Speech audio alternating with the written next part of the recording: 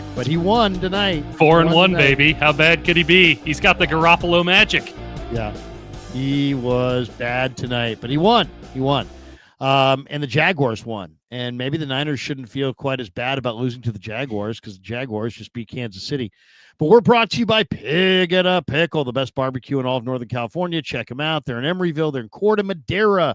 They're open 7 days a week from 11 a.m. till 8 p.m. or until they run out. And they do run out. So get there early, get some brisket chili. Tell them Krug sent you. We're also brought to you by Claw Daddy Arcades. They're a great follow on Instagram at Claw_Daddy_Arcades to find a location near you. They got a brand new location in Capitola Mall that is open as we speak, and they got another one coming shortly down in Visalia Mall. So thanks to them, and also thanks to Sharp Corners Sports Cards and Collectibles. They're at 205 Cypress Avenue in Pacific Grove, California. Along the Monterey Peninsula, the great Anthony Catania is at 831-521-5264. And we'll do a sleeper lineup in a bit. We've been red hot on sleeper. I mean, seriously, nice. We're making sleeper lineups look just cake, like just absolute easy. We're just going through it. We're winning almost every single week. So we'll do that here in a minute. But first, let's get into the 49ers after 5 weeks. They're 4-1. How are they 4-1, Larry? I don't understand what's happening, but you'll take it. They're 4-1. And it's how are they 4-1? What are they good at? What is this team good at? Like legit, like I ask somewhat like jokingly, but also kind of legitimately, if you were to like plant your flag right now, what is it that the San Francisco 49ers 4-1 are good at? I think they're getting high level quarterback play from two different quarterbacks. I think that's fair. And I think that their play caller is very motivated. Mm-hmm. And I think their defense, their defensive coordinator is one of the best in the biz. Mm-hmm. And individual downs he takes away, a number of plays throughout the course of a football game.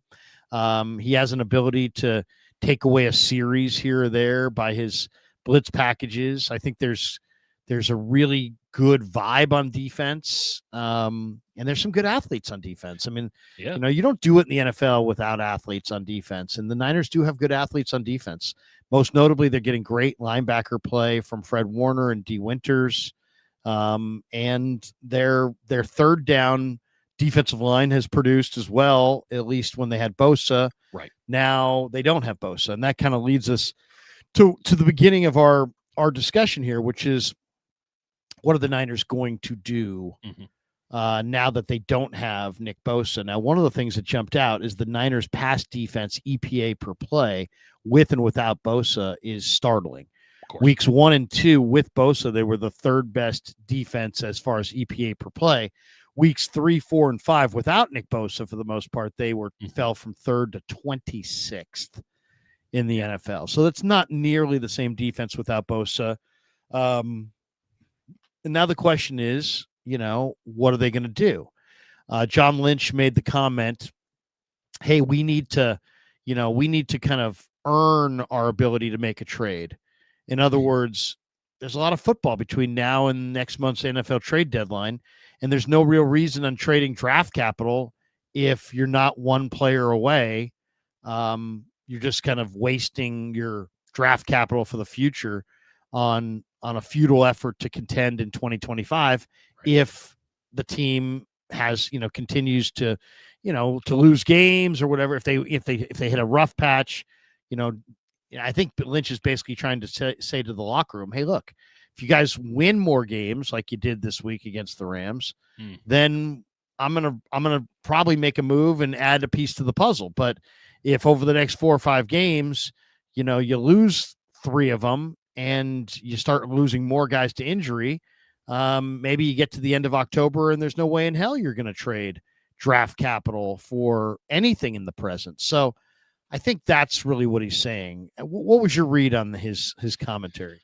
I think that is a good politically correct way to phrase it. We're not going to act desperate. We're not going to go out here and admit that we're not good. It positions John Lynch to always be right. Like you earn your ability to make a trade. But isn't a team that can't earn some team that actually needs to make a trade? Like, he's never wrong because it's this vague statement of nothing. Either way, he's going to come out on top. And ultimately, I think that's kind of where the Niners are going to end up. Like, they will make an effort, but they won't actually put serious capital into going out and getting the kind of player that this team, the 2025 team, probably needs, because they're very expensive, both fiscally with the cash outlay and contracts and all that, but also in draft capital. And this is what they have phrased as and are very adamant is the start of a rebuild, or year 2 of a rebuild.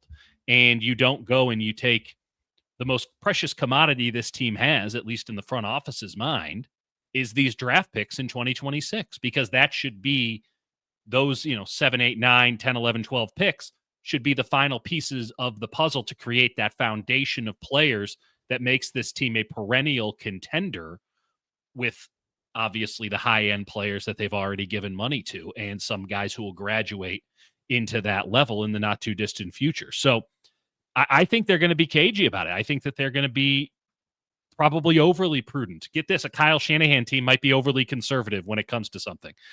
It's just good lip service. It gets us going, right? Our minds are going 1,000 miles per hour. Who could they get? Who could they get? And then it ends up being Cleve Farrell. Well, they made a move though. So I just think that the Niners' intent coming into this season was about setting themselves up for 26. And I don't think that I think that no matter what has happened so far, even in this somewhat bizarre and fortunate, but incredible scenario that they've made for themselves, right? They could play like 500 football the rest of the way and easily make the playoffs. This start, I think, does nothing to encourage them to further or to jeopardize that future that they're so adamant about, because it can kind of work both ways. Well, they're not good enough to win the Super Bowl. If you make a trade, you're good enough to win the Super Bowl, perhaps. You get the right player, right place, right price. You can maybe go and be a serious contender in an NFC that looks wide open to anyone who's been paying attention. But also, do you want to jeopardize 26? I just don't think that they're going to change their strike. I mean, I don't even believe in the 26 thing at all. It doesn't matter if you and I believe in it, Larry. I'm telling you, full stop, they believe in it to their core. There's no evidence of that. What are you talking about? They've openly spoken about this dozens of times. Quote it. Well, I should bring. Let me get my binder. I don't believe it, because here's the thing: why would you set yourself up for 26 when the best player on your team could retire after 25? Because they have been made assured by Trent Williams, for whatever that's worth, that he's going to play out the rest of his contract. Are they going to want him in 25? Are they going to want him in 26? That's a better question. Now, that's fair. That's fair. I mean, given the state of tackle play, yes. 26. The reason I don't buy the 26 is because nobody's better in 26 of the guys that matter. Because the guys that matter are Kittle, CMC, Trent, Demo. These are the guys that matter. These are the best players. I don't know why Demo wouldn't be better in 26. Demo's still a very young player. Well, why is he better? I mean, he's in his prime right now. I mean, to me, he looks like he's absolutely in his prime. You think this is as good as Demo can get? I mean, I do. I think Demos plays an ultimate physical position. I think corners are prime is earlier than other guys. I just think that Trent, Kittle, Bosa, Juice, McCaffrey, and others. I mean, Fred, they're not going to be better next year. So they might be as good. Yeah.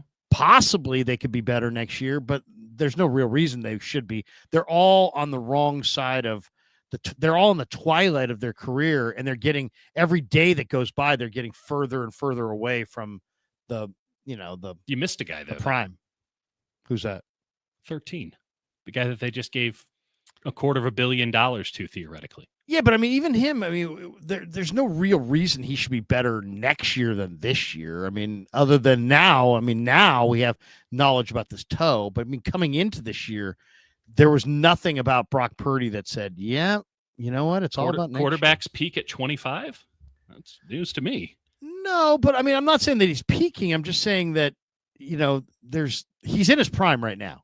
I don't, to me, his prime is right now. Now, not everybody's prime is right now. I mean, and who knows where it all goes. I mean, we don't know how his toe heals. We don't know how his career goes. Of course. I mean, some guys don't. Steve Young, we talked about just, earlier, he wasn't anything until he was 31, so I mean, that's a number of years from now for Brock Purdy, but that doesn't mean that he's going to be better at 31. It just means that Steve was better at 31. I don't know. I just don't understand how we can play it both sides, where we say like Fred Warner and Diamador Lenore, they couldn't possibly get, that this is as good as they're going to be, but Brock Purdy can't increase too. It has to work both ways. Guys have to be coming up. Guys have to be going down. Get better. I mean, I'm not I think that's what they're banking. Can't get better, but there's no reason. You went to a Super Bowl, with Brock Purdy, and he played well in that Super Bowl. Yep. So I would say he's in his prime. Well, then you don't give him that contract, which I know is a different conversation. Positions. They're different positions. I mean, I do think Brock Purdy will probably get better, but there's no guarantees, I guess is the question. That's a fair point. There's no guarantees. So why are you looking to next year? Yeah. That's a fair question to ask. And also, I think it's because they know that this year's ceiling is much lower than true bona fide Super Bowl contention. They can get in the mix and make something happen. They can shock a couple people, but I think that they knew that the talent level of this team was such that, hey, they openly took a step back from the talent level year over year. They pushed all their chips to the middle of the table for 2024, and then they said, well, we're not doing that again. We're pulling it back a bit now, and add in 24, get a little bit better on 25, and here's the trajectory. Now they're right back to where they want to be in 26 and beyond. If the argument is, well, this is as good as it's going to be for all of these fundamental players, which I'll hear that argument. I'm not disagreeing with the argument, save for the Purdy thing, because that feels fundamental to their argument. But if all this is the best, then they should have gotten rid of all those guys too. They should have sold high on those guys. Well, you can't get rid of your whole team. I mean, they tried. There was only so much further to go. They could have. They didn't trade anybody though. They traded Deebo Samuel. He's a pretty big player. Yeah, I guess. But I mean, they didn't really trade anybody. I personally don't think much of what Deebo had left. Oh, I agree. They traded him 1 year too late. I'm just saying the one in the paper advocating that they traded him before 24. If you have Trent Williams this year, you might not have him next year. Correct. I mean, there's nothing. You might not have him the rest of this year. But there's nothing about that I've seen from you do have him this year. But you may not have him next year. And from what I've seen of him, he doesn't seem like he's getting better. I think if the plan is to try to, plan for the future and have him be your left tackle, I don't know. I don't love that. I don't love that. And also, I mean, Kittle's starting to break down. Warner, I mean, these guys are all right there. They could, they couldn't possibly have more than, I don't know. I mean, Warner, CMC, Kittle, Bosa. I think these guys all have like 2 really good years left, maybe. Yeah. And I would not feel really comfortable that any of those guys have 3 years left. It's speculative. So I don't believe in this whole, planning in football, because what are you planning for? The year that you're playing, you could have this master plan that you just never gets off the ground, because the year you can't be that. You got to be more fluid and flexible than that. You can't be like, we're setting it up for 26, because what if you get 2 weeks into 26 and you're super hurt? Now you've ruined basically your whole window to win a Super Bowl. I think you got to go you just try to win a Super Bowl every year. You have the head coach, the quarterback, and a decent core. And that's what they have this year. They got the head coach, they got the quarterback. They actually have 2 quarterbacks. Right. And they have a decent core. But along those lines, though, like the idea of you're always all in. You're always all in. And whatever needs to be done to maintain that level of all in must be done. Then you end up like the Saints. And the Saints aren't going anywhere anytime soon. But for 10 straight years, they kicked the can down the road with the salary cap. And they just said, whatever. And now they have to keep bad players on their team because they can't fiscally remove themselves from them, because they've mortgaged those contracts so many times over that no one's going to buy it off of them.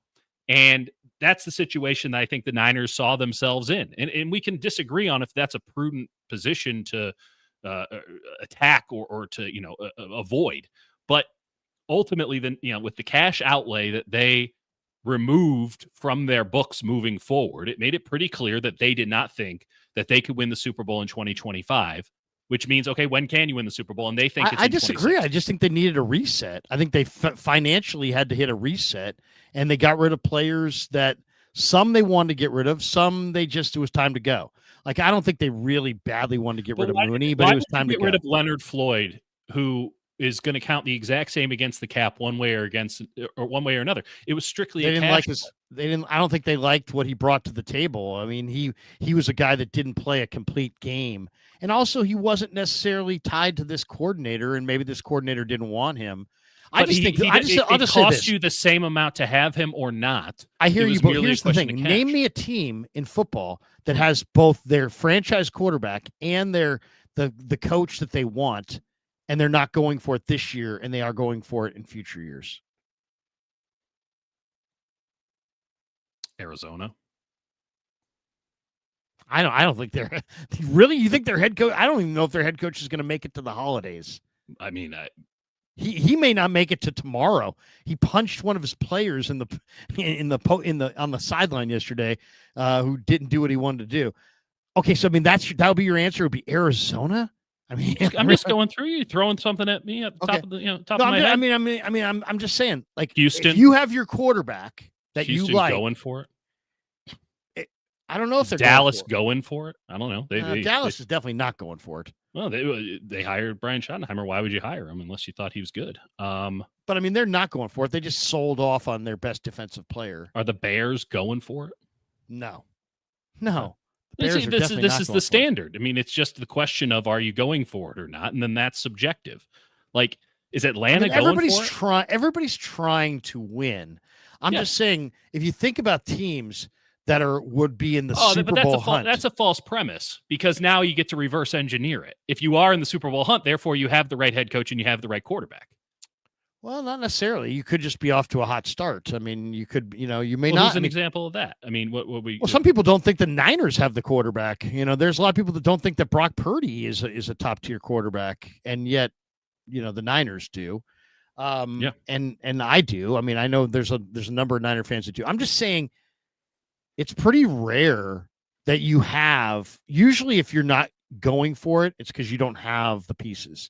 But if you do have the head coach and you do have the quarterback, most teams that have the head coach and the quarterback are going for it this year, and they're not saying, well, next year we'd like to set it up for ourselves. I just don't think the 49ers are setting themselves up for next year, because I don't think they're better next year. I think they could be quite a bit worse next year, because I don't think Trent Williams is. Oh God! Now they're showing Gannon. I guess he apologized to Mercado. Oh, well, I would have punched him too. Absolutely irate. It's legitimately the dumbest play in football. Oh my God. And he did kind of hit him too. I'd hit him. He says, I let the moment of what happened get the better of me. Yeah. Well, I mean, hey, dude, you're a better man than I would have lost it. I would have cut the guy right then and there. I'd probably cut him today.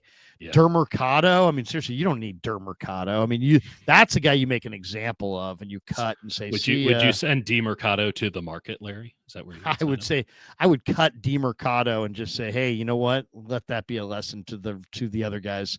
Yeah. This is not how we play football. This is not how we do it. And it was inexcusable. It was absolutely pathetic. It's the dumbest play in football. It's an epidemic, by the way. I remember that was something that, because of Leon Lett, no one would ever do, right? Like that was Don Beebe in the Super Bowl. Correct. 15 years of just no one's going to do that nonsense. And now it seems like it happens like once a week. I saw it in the Utah game last year. Chad Johnson did it in a bowl game against Notre Dame, I believe. We've seen it a handful of times, and every time it doesn't even look cool if you get across the line. Like, I know. Like, what are you doing? It's like, what are you doing? Take the ball and throw it 500 yards into the stands. That would be better than what you do. Like, if you need to remove the ball from your hands, take it, get into the end zone, and then chuck it as far as you can, and we'll take the 15 yards. Or here's a wild idea. Follow the Nick Saban rule of the ball always goes to the referee. And if the ball doesn't go to the referee, you don't play. It's pretty simple. Hand the ball to the referee. That's how every play should end. Or you can touch it down, literally. I don't know. I just think it's unbelievable how stupid that is. And the fact that guys keep doing it without any provocation is a kind of, it makes me question the state of the American collegiate system that these guys are all coming from. That's where I'm at. People saying Gannon punched Mercado. I mean, I don't know if I No. say. Alfred Collins punched Kyron Williams. There's a big difference. Like that's a punch. Woody Hayes punched Charlie Bowman. Right. Back on the sidelines in the Clemson Ohio State game back when I was 8 years old. These people know that we're doing professional football, right? Like they understand that this is an inherently violent game with generally violent men. But whatever. If y'all want to get up in a tizzy about it, knock yourselves out. Well, so where what are the Niners going to do here trade wise? Lynch is like, hey, we got to earn our right to make a trade. In other words, challenging the locker room to help them get through the next 4 or 5 games before the trade deadline. The trade deadline is after week 9. We're in week 5 right now, heading into week 6, so we're still a few weeks away. Trey Hendrickson's name has been thrown out there. I think that one makes sense because I think they are going to trade him. Jeffrey Simmons' name has been thrown out there. He's a monster. I don't know why Tennessee would trade him. And then there's other guys as well. And then you're also looking at a bunch of teams that I don't think, it's like people saying, like Max Crosby to the Niners. Just stop right there. Mark Davis is not going to trade the face of the Raider franchise to the Niners. So what are we even talking about? They just signed him. Yeah, they just signed him. Even if they hadn't just signed him, even if they were in the middle of a contract impasse, Mark Davis would rather never eat at P.F. Chang's again than send him to the 49ers. So that's not happening. I don't think Kayvon Thibodeau's coming either, or DeMarcus or Dexter Lawrence, because I don't think the Giants are going to be in a trade mode. I think they're trying to save their jobs. So I don't think they're trading. So, the number of teams that are going to sell at the trade deadline, I think is a really, really low number. Mm-hmm. And so that's like, if you said, well, who's likely to sell? This is who I think is a seller. The Jets. The Jets are a seller for sure. Yeah. I would say maybe the Browns. Maybe the Bengals. Mm-hmm. Maybe the Titans. Mm-hmm. Maybe the Raiders, but not to the Niners. Right. Maybe the Ravens. I would say no, but maybe. New Orleans, sure. Definitely. And who knows if Miami. Miami possibly. If Arizona circled the drain in the next month because of what happened yesterday, I could see them blowing the whole thing up, or at least blowing out Gannon and maybe doing something. Who knows? But that's it. There's not a lot of teams selling, right? And there's going to be a number of teams buying. You would think, because there's a number of teams that have needs, and John Lynch has kind of popularized the midseason trade. So, there's not a ton of quality players out there that they can get, which means, the laws of supply and demand are that, you're probably, the speculation on guys like Trey Hendrickson is like, a 3rd round pick and a day 3 pick. What? No way. No way. It's going to cost way more than that. Just on this, it should, on supply and demand alone. Shouldn't it cost quite a bit more than that? How do you see this decision coming together? Who are you an advocate for at this juncture? I'm an advocate for getting the best possible player, because if you're going to do it, I think that everyone's going to be prohibitively expensive. So if you're going to actually engage in such conversations, if you're going to actually play the ball game, make sure you come away with the best player available, because you're paying over ticket price no matter what. So I'm all about Simmons. He is unquestionably the best player available if he is in fact available, which I'm with you. I think there should be some serious skepticism. But if Tennessee looks at this market, they understand, okay, how many years do we have? Like, does Tennessee think that they have enough talent? In which case, they should just fire their coach and bring somebody new in right now if they think there's enough talent on this roster to be better than they are. If they think it's a roster and coaching issue, then imagine what you could do in a total seller's market for a Simmons. But again, it's a total seller's market. So are the San Francisco 49ers, and just going through the NFC. This is just the NFC when we're talking about defensive line. Washington, unquestionably in the ballgame there. Detroit, unquestionably in the ballgame there. Minnesota, I think, is in the ballgame there. Chicago would be in the ballgame there. Tampa Bay, just watch them for the last 5 hours. They'd be in the ballgame for a defensive end. They're very good at tackle. They need defensive ends. I think Atlanta is probably not fully confident in the young guys that they brought in. They could replace a Leonard Floyd. The Rams and the Seahawks are in good shape. That's cool. The Eagles can probably make the argument that they're in good shape. Packers can make the argument they're in good shape. That's about it when we're talking about impact defensive linemen on the marketplace. That's just the NFC. If Tennessee's like, we're only trading Jeffrey Simmons to the NFC, you're competing with 1, 2, 3, 4, 5, 6 teams at the minimum for one player, maybe 2 or 3 of a high caliber. We didn't even get 3 in the headline here, right? It's 2 high caliber players and then Carl Granderson, in my opinion. Like, that is going to be exorbitantly expensive, more so than the Christian McCaffrey cost a couple of years ago, which was what, a couple seconds and a couple thirds to kind of amalgamate one first-round pick. Add a couple more onto that, because defensive ends kind of like running backs, but not entirely like running backs. Defensive players in general, or defensive linemen in general, rather plug and play. You feel confident that you can get them in there and have an impact early, and then build them into a full stack player.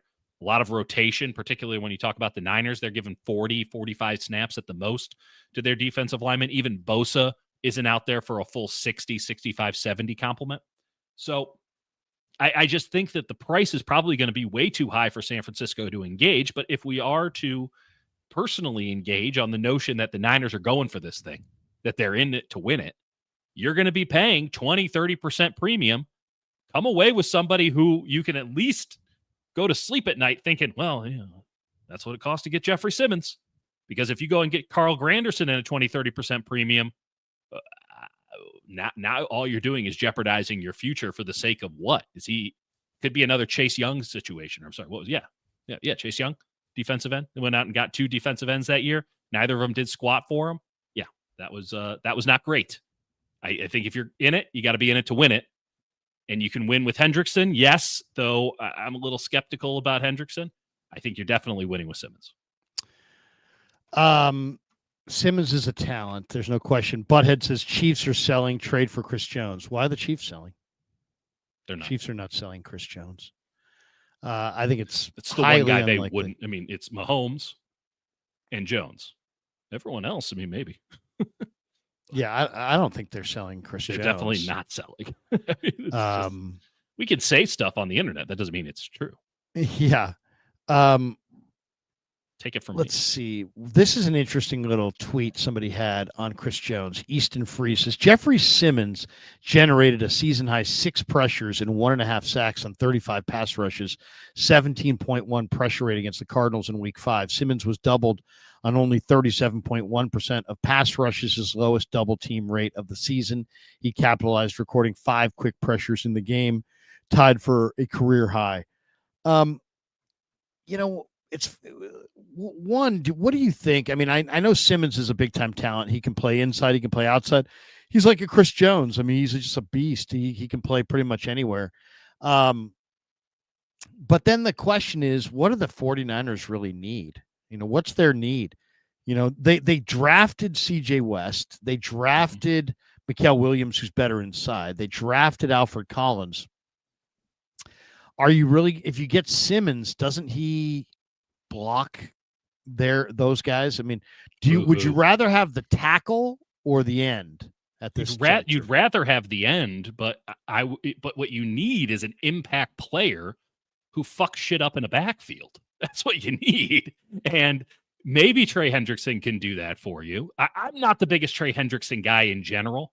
You can run at him. There's a lot of stuff like in the contract situation is so messy. And so if you're paying a premium for a guy who you're just straight up renting, like that's an expensive rental for a guy who is unquestionably a very, very good player. But is he the kind of differentiation player? It's very Zadarius Smith going to the Lions last year. You're like, I guess you needed a defensive end. I don't know if that was the one you need. What you need is a Mount Rushmore player. What you need is somebody who, when the opposing offensive coordinator wakes up on a Monday morning at 3 a.m. and pours his 14th cup of coffee by 10, he hasn't stopped thinking about what the hell to do about that guy. And that's not Trey Hendrickson. It is Jeffrey Simmons. It is Nick Bosa. That's what they need. If there's one thing that's been proven this season, it's that Robert Saleh will figure it out. He will figure out how to put players in positions to succeed. It's a lot easier when you have one guy who you know will succeed every snap. They had that in Bosa. All he did was win for 2.5 weeks. Now they don't have that. They need that again. And if that's a tackle, so be it. If it's an end, so be it. If it's a 4-eye technique, somewhere right in the middle, so be it. Because Robert Saleh has shown that he is flexible. He's shown that he's pragmatic. And he's shown that he can really dial it up if he has one dude that he can count on. Much in the same way you look at the Niners offensive line where they just leave Trent Williams out on an island. Well, the other 4 we can work with so long as we have this bookend covered every single time. And obviously that's in a bit of flux right now. They don't have that on the defensive line. They need just an ass kicker, one of the high caliber ass kickers, which I think there's one available, and he might not even be available. His name is Jeffrey Simmons. Is he available? That was my next question. Do you think he's available? Anyone's available for the right price, and the right price is preposterous, probably. Yeah, I don't know. Here's my thing: as I don't want to move the 26th first-round pick because I think it has to be an offensive tackle. I think it has to be earmarked for offensive tackle. So I don't want to move that 26th first-round pick. Dangerous earmarking picks if you're the San Francisco 49ers, for what it's worth. Yeah, but I mean, it's like I believe the last time they did that, they passed one McCorkle Jones. You got to plan for the tackle. I mean, even it's a great tackle class from what I can surmise, by the way. I mean, whether it is or isn't, I mean, there's some really good players. I like the Auburn kid quite a bit, but I mean, and the Utah combo's all, pretty good. There's some guys for sure. And Caden Proctor from Alabama is an incredible athlete. Proctor's the guy. I think he's actually going to be there in the 20s too, because of he's messy. He's messy as an offensive lineman, but he is a premier athlete. I think that he's on the. They lined him up as a fullback, and they ran him a couple of times last week. It was awesome. He is a major talent. He's on the Bruce Feldman's freaks list. There you go. Caden Proctor is he's really, really a special player. And I that's a guy that I could see them going for sure. Right. But that you think he's going to be there in the 20s. I think he's probably going to be gone in the top 10. He's 6'7", 366 pounds. He very well could be. I'm not saying that that's not possible for him, but having watched, this guy's the freakiest strength guy there is. He squatted 815 pounds. Mm-hmm. He benched 535. Mm-hmm. He power cleans 405. Yeah. I mean, this guy's. But his hands are always wrong when he's playing offensive line. I mean, if we were doing World's Strongest Man, he'd be in a great position. But here we are. Isaiah World out of Oregon is another great one. Yeah, the tackle. I haven't watched the Auburn kid yet, but I've watched the Oregon kid. He's been really outstanding. Both of the Utah bookends are fantastic. Francis Mauigoa, the Miami kid, is very, very impressive as well. It's a great offensive tackle class. And when you add in, team needs, I guess everyone needs a tackle, right? But you add in some serious quarterback talent too, where you're probably going to have Mendoza and Moore, and who knows with LSU, and who knows with Sellers. And There's a lot of guys there, great wide receivers. It might just be such a good class at such premier first-round positions, right? So we're not talking about center. We're not talking about defensive tackle, though Peter Woods could go very high. That maybe From an offensive Clemson, tackle yeah, he's falls. great. Yeah. But like Reuben Bain could go one easily. You get a run on quarterbacks, and then, okay, you're getting the fourth or the fifth best offensive tackle at, let's say, 23. Okay, well, fine. The fourth or fifth best offensive tackle in this class might be Caden Proctor, might not be, might be one of the Utah kids, might be the kid from Miami, all that. But you're getting one of those guys. That's a massive upgrade over what we saw last year, where you're taking Kelvin Banks in the top 10. All of these guys on very, very, very early preliminary stuff. And again, I haven't watched it with the intent yet, much less, the kid from Auburn. Just haven't even seen him yet. Have had no reason to watch an Auburn game, who, by the way, can't seem to protect the quarterback. Isn't that interesting? His name's Xavier Chaplin. 6'7", 340. I really like him. The other guy I like Jennings Dunker, the gigantic right tackle for Iowa. Okay. He's interesting. Iowa. He's a brawler, super tough brawler type guy. There's a lot of good ones though. I would say there's probably going to be maybe 6 offensive tackles that go in the first round, something like that. I think that lends itself to taking one in the early 20s or taking some of your picks and moving up if you have to. So I'm with you on bookmarking it for tackle of the future. I'm all in on bookmarking it for tackle of the future. That said, they really do believe in their offensive line coach, and you can't go draft a Jeffrey Simmons. Not at 20-something. Not at 20-something. Not that guy. Not where he is right now. Nope. He's one of them. Yeah, I mean, you're not getting Simmons in the 20s for sure. No. Okay, so that's who you want. If you were guessing who they would go after, what are you thinking? A vague Jets retread or somebody that Kyle Shanahan and John Lynch have shook hands with before. Perhaps even spent a meeting room time together. Like, whatever the least exciting option is, mark me down for that, Lair. I think the one that makes sense, like, some years you go after the best guy out there, right? And you get Christian McCaffrey. Other years you get Charles Omenihu, right? You get that was a great trade for what it's worth. A depth piece. Sometimes you don't need. Sometimes you get an Arden Key. Right. I think there's a number of interesting options. Okay, so we'll talk about the old saying, the old sometimes you get a Randy Gregory. The old song by Rolling Stones. You can't always get what you want, but you try sometimes you find you get what you need. Yeah. All right, so Tennessee, it's easy to say, hey, they should go after the big defensive tackle Jeffrey Simmons. I could, the two more likely guys are probably Arden Key and Sebastian Joseph Day. Yes. Okay. Cleveland, people will say, hey, go get Myles Garrett, but probably the two more likely guys are Malik Collins and Joe Tryon-Shoyinka. Probably not going with Collins again. Just a hunch. Yeah, just a hunch. But I mean, he's playing well. Jets have Will McDonald, Jermaine Johnson, Michael Clemens. Miami's got Jalen Phillips, Bradley Chubb. If Arizona circles the drain, they got Calais Campbell. But to me, if I was wagering on what the Niners will do, I just don't believe the price tag for Simmons or for Trey Hendrickson is going to jive with what they want to spend. So I think they, I love those players. I mean, they're great. Yeah, unquestionably. If we're playing Madden and it ain't our money, get those guys. Get those guys. Yeah. I mean, Jeffrey Simmons would be my first choice. Hendrickson would be my second choice. They're both really, really good. Mm-hmm. But if you said come up with somebody that you think they're going to go after, I would probably come back and say Carl Granderson and Davin Godchaux from New Orleans, just from the standpoint.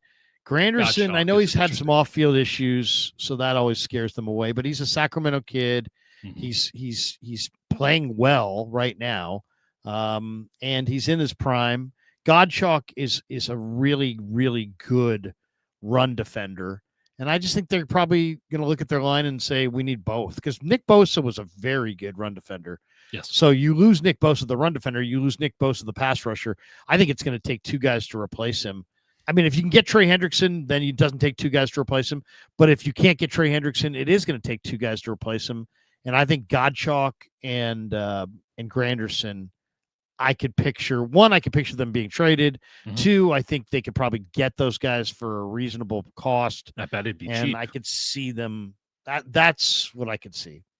I mean, the Granderson issue is that you're taking on almost $13 million for the next 2 years on the books by bringing him in. They're not going to do that for him because he's good, but he's not that good. He's not. We're taking on $13 million. And by the way, I'm pretty sure that the contract is like a vested situation. So I can see why the Saints would want to move off him. I'm pretty sure Godchalk they just got. I'm not looking at his contract right now. My concern with that is that he's a true nose guard, which I would hope that the 49ers defensive line coaching staff is open-minded to, hey, they've lined guys straight up in zero technique this year, and they could really use somebody who can hold the damn gap because they're asking Alfred Collins to do it. He's not ready for it yet. He's doing better, but he's not ready for it yet. And, taking on double teams, it's still a work in progress. Let's leave it at that. But he's not a gap shooter. He's never shot a gap in his life. He couldn't fit into the gap. He's so big. I think Chris Kasarik would just say that's not my kind of player and move on, which I think he's wrong to not be open-minded to it, but he is very steadfast in his style of how he wants defensive linemen to operate. He just wants DJ Jones. That's all he wants. He wants DJ Jones in the middle, and he wants Nick Bosa on the outside. That's his ideal. If you have to give Eric Armstead, he didn't know what to do with him for years. They kept moving him to different positions, couldn't figure it out. I guess DeForest Buckner was so damn good that they're like, this is great, we'll do it. But they still couldn't figure out what technique to play him at. They want DJ Jones, 3 technique, 1 technique. They want Nick Bosa, 7 technique, 9 technique. That's all. That is the platonic ideal for a Chris Kasarik, and Davin Godchaux is not that. He is awesome. He's a hell of a football player, and he fits a lot of schemes. Anything that's a 3-4, anything that uses a tight or mid front, like he kicks ass in that. I don't think I think that they'd get a veto from Chris Kasarik on that. He's, I mean, beggars can't be choosers. You can't.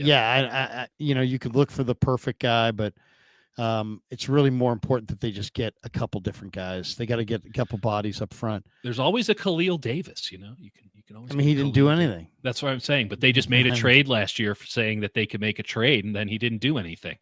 Jordan Jefferson, I thought, gave him 9 nice reps. They cut his ass the other day. There's a lot of stuff about this. I thought team. I saw him today. Maybe you did. I don't know. He's hanging out. I didn't see any press release that said he's back. They cut his ass before Thursday. I could have swore I saw him in the locker room. Heaven forbid you just take one of your 42 injured players and put one of them on injured reserve with a designation. Heaven forbid you do that. They just cut his ass. Now, again, they might have been able to bring him back. I don't know. They didn't pay anything to get him. It was a 7th-round pick or whatever, and a swap at that.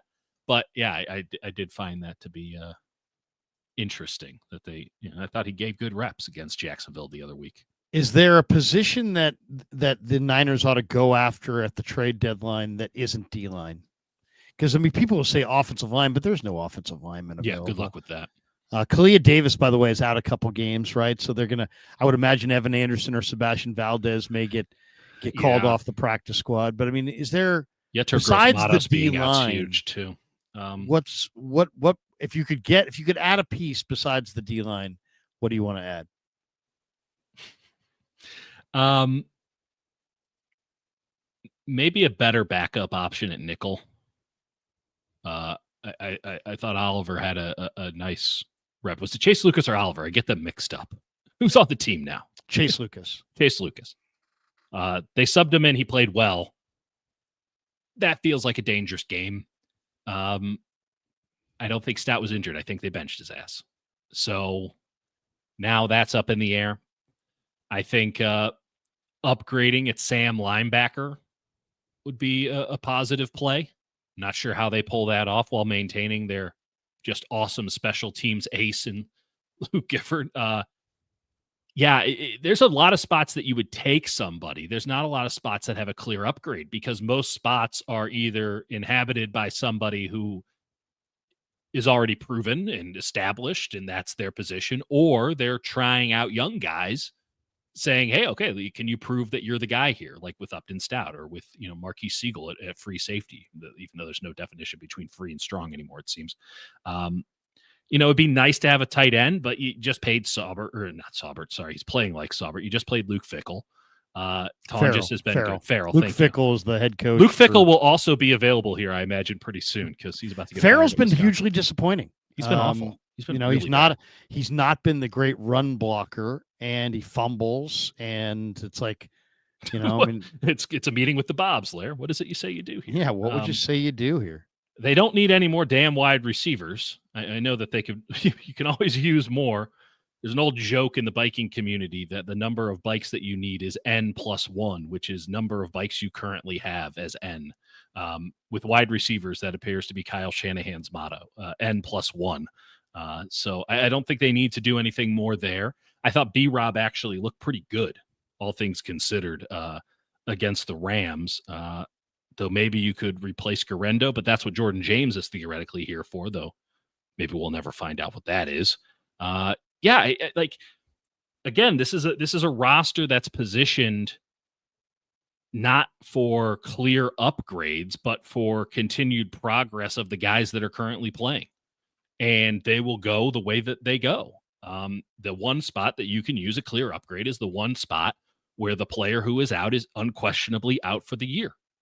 And that's at defensive end or just defensive game wrecker on the line. So no, not really. I mean, again, we're talking about sub package players effectively when I say where you'd like to upgrade. Sam linebacker, I think that you could get more juice than what you're getting from Luke Gifford, and I think that you should have better insurance for Stout, but that's a tough position to make a trade at. So to answer your question in a very long-winded way, Larry, no, not really.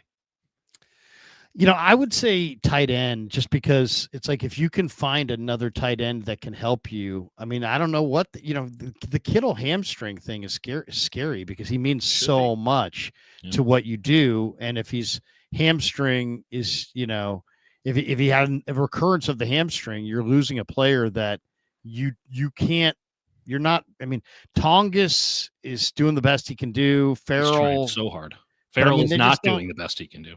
It just doesn't. Neither of those guys can replicate Kittle at all. I just feel like they need another tight end. But what you're not. Where are you getting a two-way tight end? I mean, there's so few of them to begin with, and I just don't. I can't. Certainly not off the top of my head, which is apparently very cloudy this evening. Like I just can't think of. I can't think of anybody who might be available who could even be a reasonable facsimile to a George Kittle. I just can't. I can't imagine. Well, I don't know. I mean, Robert Tonyan was on somebody's practice squad. I mean, I don't think he's terrible. You've got if he's on a practice squad, then those injuries have zapped him of whatever he had, and he wasn't a crazy athlete to begin with. Yeah, I mean, there's tight ends dealt around the league. I mean, it seems like there's probably some good young tight ends that they could probably get their hands on. Sure. I don't know. It definitely seems like a position though that they got a bad eye for that too. If they have to lean on Tongas and Farrell, it's going to be rough. I'm with you. I don't think that's a good idea. All right. We are going to switch topics, but first, let's get a word from Sleeper. We'll do our Sleeper lineup. Sleeper brings you the Krug Show all season long on YouTube. The 49er football season on the Krug Show is sponsored and presented by Sleeper, the fastest growing fantasy platform in the world.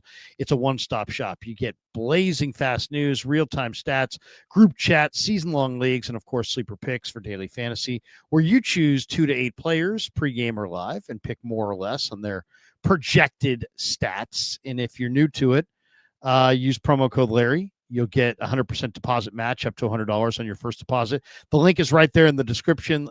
Terms and conditions do apply. All right. What are we going to go with? I think we got to go with Thursday night's game, which is Philly, New York at MetLife.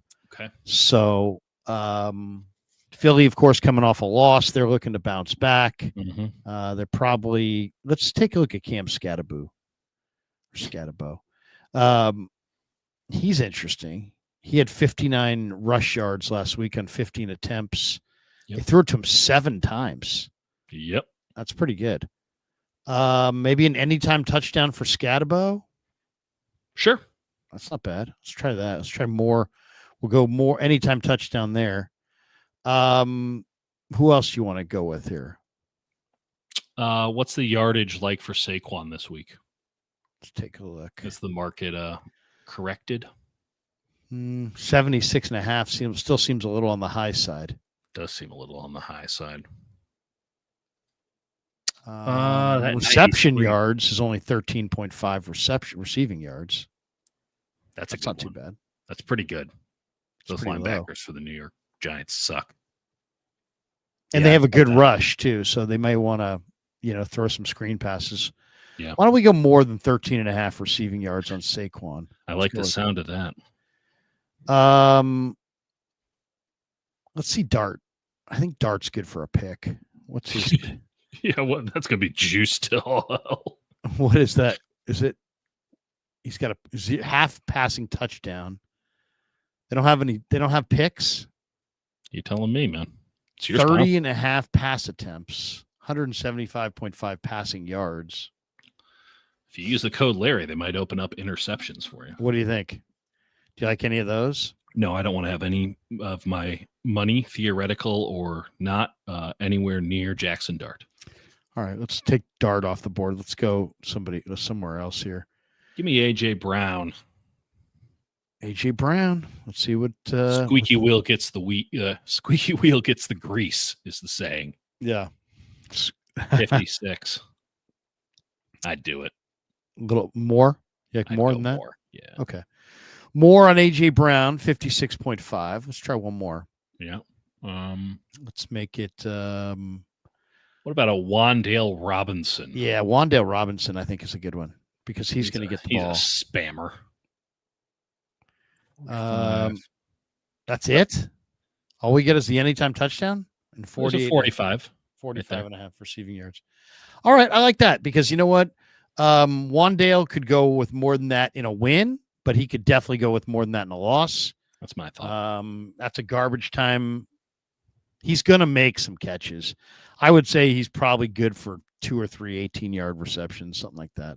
Yeah. Especially with no neighbors. Wan'Dale's their best receiver for sure. So, all right, let's go with that. Cooper DeJean's looking a little loose these days. So we'll see. We'll bet 5. Whoa. What do we got there? You tell me. 4. It's a 4 for 4. Okay, so we go Scatterbo, anytime touchdown. Mm-hmm. And then we got Wan'Dale has to go with 46 rush yards or receiving yards. Receiving yards, yeah. Barkley's got to get 14 receiving yards, which just seems really good. Love it. And Scatterbo on the anytime touchdown and A.J. Brown over 56.5. I wouldn't be shocked if he got it on one throw. I know. We'll go 5 to win $61.95. I like that payout. We've been killing it on Sleeper, by the way, folks. If you are not following, you should. Big thanks to Sleeper. Remember, use code Larry for 100% deposit match up to $100. Links right in the description. Terms apply. Help support the show and gets you rolling on the #1 sports app. It's a ton of fun. We've been winning every week. And thanks to Sleeper for being a proud sponsor of the Krug Show. Somebody's saying, I don't know tech because my camera keeps getting. I'm not sure what's going on tonight on the camera. Maybe it's a little too hot in here. I'm not really sure, but the camera has jumped off a couple times, but it has nothing to do with me. And we all consider it merciful. Can I throw a name at you from tight end? Yeah. Mark Andrews. I think he's done. I think he's done too. I think that's a good reason to trade him. I think he's in the final year of his contract. I think if you're using him as a tight end too, you're in a pretty good position. I don't hate it, but he also does make some money. So that's but you're getting that prorated. It'd be 11 million. That's a cut. Sorry, let me pull this out here. You'd get whatever half a season of a list. Like it'd be $5-6 million. I don't think that's what the Niners need. I don't think they need an old player who's just trying to play out the string. I think they You're not getting a good young player at tight end these days. Well, you never know. I mean, Yes. they could. There's a lot of bad teams out there. I mean, you're not getting Trey McBride or some great tight end, but you could probably get a Elijah Higgins off of Arizona or something like that. I mean, they'll. I don't know. I mean, if Mark Andrews was, if I had more belief in Mark Andrews, but I think Mark Andrews is done, and I think we saw that at the end of last year. And they would love it if somebody would come along and take Mark Andrews off their hands. I don't think there's any question about that. Yeah. All right. Some Jeremy Ruckert. Yeah. I mean, I liked him at Ohio State. Yeah. Let's talk a little bit about the game coming up this weekend. Yeah. I watched a lot of Seahawks Buccaneers. Great game. And the Bucs were both incredibly impressive and also not. Correct. And I thought they were impressive in that Baker Mayfield threw for 379 yards. He completed 88% of his passes. He, and this is on the road in Seattle. Now, granted, Seattle didn't have Devin Witherspoon. They didn't have DeMarcus Lawrence. They didn't have Julian Love, who's their best player. Mm-hmm. And it really showed. But Seattle is, a pretty good defensive team, even without those guys. And Emeka Egbuka just dominated. He had 7 catches for 163 yards and a touchdown. So on one hand, Baker looks unstoppable, and Egbuka looks like one of the best rookie receivers we've seen in a long time. He just looks absolutely fantastic. That's the bad news. And I don't know that the Niners have the pass rush to move Baker off the spot, and I don't know that they can cover Egbuka. They probably can, but then you're leaving somebody else open. Sterling Shepard's a hell of a receiver. Godwin's back. Not sure what. I don't think Mike Evans is playing, so I think Evans remains out. But yeah, but they are. Cade Otton. They've got a big time quarterback, and he can throw the hell out of it, and he comes in hotter than hell. And he's got a great rookie receiver who's feeling great. That's the bad news. The good news is that Tampa only ran for 2.3 a carry, only ran for 56 yards without Bucky Irving. Right. They don't seem like they've got the rushing attack without Bucky. And then Seattle gashed them on the ground for 6.1 a carry, 122 yards, and Seattle's not a great rushing team. So Tampa won the game. They were +2 in turnovers. They won a shootout, 38-35. But overall, I think the Niners saw some things that they can exploit against Tampa. I'm looking forward to this one. But how do you see the matchup? Because Baker is hot and Egbuka is a really, really tough cover. Yeah, I agree with you on Baker.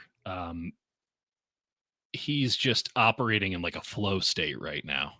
He doesn't know what he's doing out there. He's just making it happen, man. And that can backfire in a big way. But what stood out to me with Tampa is that their coaches are doing the most. It's so extra what they do. And I mean this as a compliment. Every offensive play that they run has like a pump, a shimmy, a fake, a roll. There's nothing straightforward, right? It's very Shanahan-esque. It's almost like Shanahan to the nth degree. And then on defense, they know they don't have the dudes. I think they have some solid players for sure. Obviously, Vita Vea is incredible. I like 90 in the middle, Logan Hall. He's really good. And Antoine Winfield's very good. And Jacob Parrish, their nickel out of Kansas State, is very good. You can make an argument about Zion McCollum. Regardless, they do a lot of just stuff. They just do stuff. And it's going to keep you on your toes. I think that it's very... Elijah Roberts has been monster for them. The rookie from SMU has had a great start to his year. He was a good player. He didn't pop on the tape for me, but that was just on the first watch. I don't think I marked him down here. No. I mean, they lost Kalijah Cansey. This is that's the other thing. This Tampa team is really, really banged up. If you look at their IR list. It's pretty extensive. They're They've got a starting bunch of Charlie guys. Hackett right tackle. That tells you everything you need to know. But But like Wirfs looks Jalen awesome. McMillan, Luke Kadecki, Kalijah Yeah. Cansey, those guys are all on IR. Yeah, Cody starting Mock, starting right Walker. guard is out. Starting right tackle is out. David Walker, I'm not sure is a thing. Benjamin Morrison's out. Jameel Dean is out. Yeah, they listen. The Niners and the Buccaneers deserve each other at this juncture of the season when it comes to injuries. I'll say this: if there was one thing that really stood out to me watching Tampa against Seattle, which runs a very similar offense to what the Niners want to do, right? Kind of the quintessential Kubiak offense. It's coordinated by Kubiak, the former Niners quarterback. These linebackers are sitting ducks. Levante David was once an outstanding all-pro caliber player. He ain't that anymore. The fall off has been big. Darnold threw a ball right to him. I mean, it ricocheted, but it was right to him. And you can tell that he doesn't have it anymore because he's always kind of jumping in on the pile late. So all of these, if he has any stats, it's all because he was just getting a half tackle because he was the top guy on the pile. Servassier Dennis, who has an incredible name, Sirvocea, Servassier Dennis, is athletic and has no idea what he's doing out there. So I would argue the biggest reason the Niners won against the Rams, and the Rams had every advantage in that game going into it. I thought it was going to be a blowout for the Rams. The Niners did what the Niners have done so many times throughout Kyle Shanahan's tenure in charge, which is he took the linebackers that were susceptible, and the Rams unquestionably had susceptible linebackers, and he ruined their lives. The scheme, the processing of his quarterback, he ruined the linebackers' lives. And I think they have an opportunity to do that this week. There will be a lot of extra stuff going on compared to what happened with the Rams. But Servassier Dennis and Levante David, they're under the microscope right now, and I think Kyle Shanahan likes what he sees there. They are banged up. Is there any word if Morrison or Jamel Dean are going to go? I haven't checked. They didn't go last week. No, they definitely did not go last week. And yet, you look at this Tampa team, and you're like, wow. On one hand, Baker's really impressive, and Egbuka's really impressive, and but then they didn't really run the ball. I mean, they ran for 2-3 a carry. They didn't stop the run. Seattle, as I said, ran for 6 a carry. And then they didn't put a lot of heat on Sam Darnold, who's not, all that mobile. 0 sacks of Sam Darnold. Only 2 hits of Sam Darnold all day. One from Yaya Diaby, the other from Hassan Reddick. Right. I mean, it's not a, Chase McLaughlin is a good kicker for sure. He had 3 field goals. Yep. And he'll make his kicks, the former Niner. But yeah, I do think that, Egbuka is interesting because Egbuka was never the best receiver on any of the Buckeye teams he was on because they always had these 5 stars. And he just always was kind of thought of as just like the hardworking guy that was in the mix. But it kind of goes to show that if you're really polished as a receiver, that means you're ready to play, highly efficient football. And, Jason Licht or Liked, however he pronounces his name, targeted this guy in the first round, wanted him, and he has been absolutely a revelation. I mean, they threw him 7 balls yesterday. He caught 7 balls yesterday for 163 yards and a touchdown. And he's just so every aspect of what you're looking for, he's got. He's got size. He's got strength. He's got ball skills. He's got body control. He's got quickness in and out of the breaks. He's got, he's got so many of. He's a very polished, finished product. He's like a 5-year veteran, but he's a rookie. So, who do you think the Niners try to match up? I mean, they don't have some of their other guys. Godwin's back, but they don't have the future Hall of Famer. No. Cade Otton's a tough cover. Tez Johnson is not an easy guy to cover either, by the way. The former Tez Johnson was squirrely against Seattle. Yeah. He doesn't know he doesn't know the flipping plays, but he's squirrely. 4 catches for 59 yards. You just have a hard time staying anywhere around him. Yeah. And then Baker, Baker was 29 of 33. I mean, he's just absolutely doing anything he wants to do out there.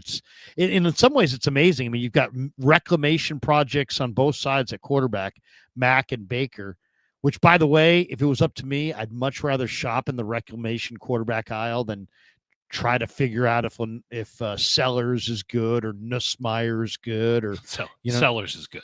Trust me. Sellers has a great arm, but Sellers is unbelievable. But Nussmeier is considered to be a top pick as well. And I saw him a couple of weeks ago. Take. I don't like him at all. And yet his brother's an offensive coordinator. He's going to be overdrafted because of it.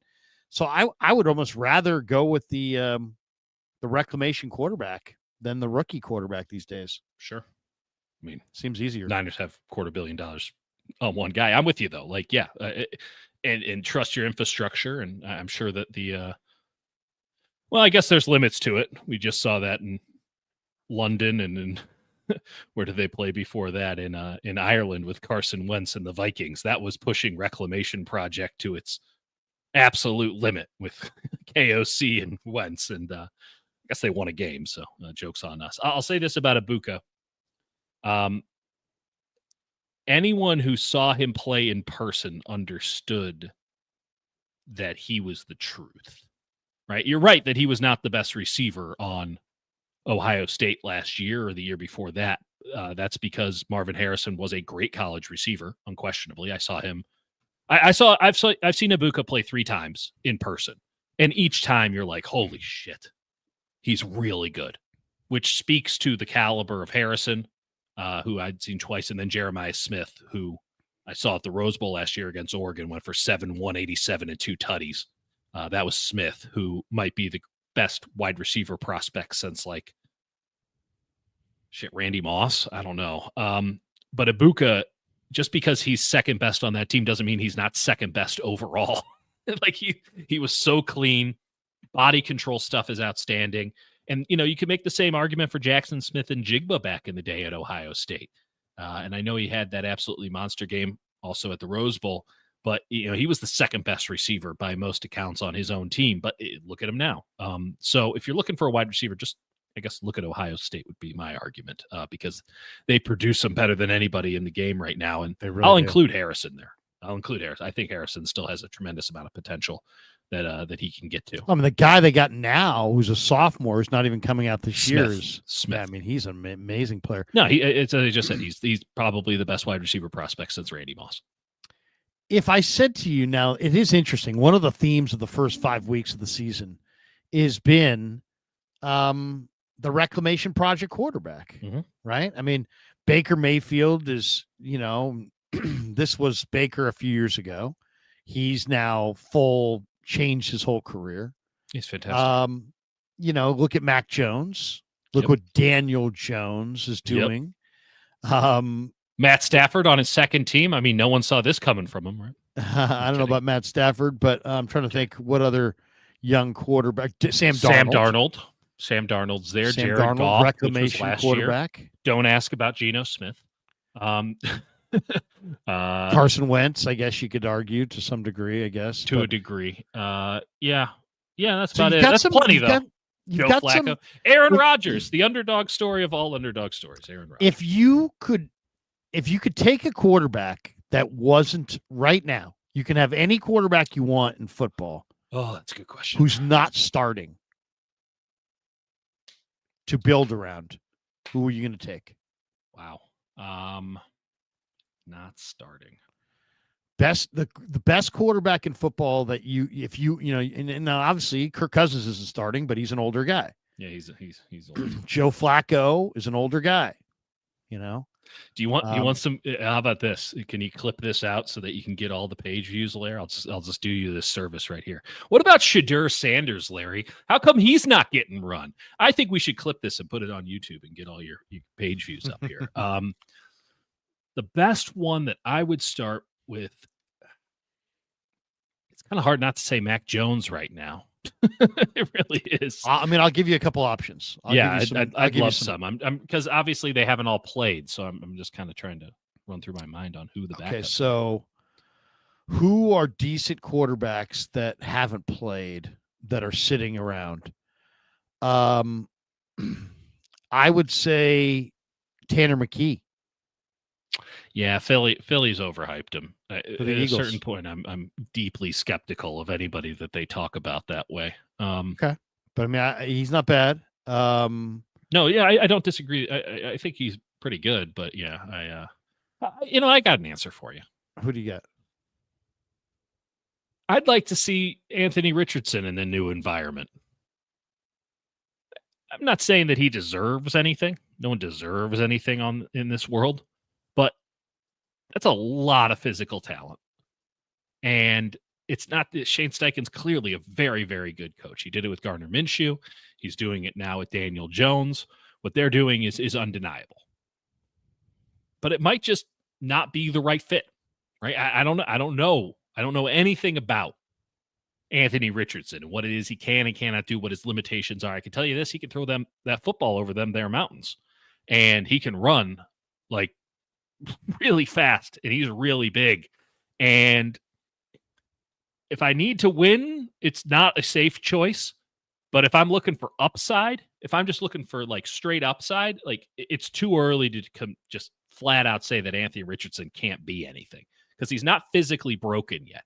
Now, he might never be able to do it because of what's between the ears. I can't tell you one way or another on that. It's certainly not trending in the right direction for him in that regard, if we had to venture a guess. But I would love to see Anthony Richardson in a new environment with a new opportunity because it might just be wrong place, wrong time, and the next place might be right place, right time. He's got huge talent. There's no question about that. Yeah. He's a major talent. I think everybody understands that, right?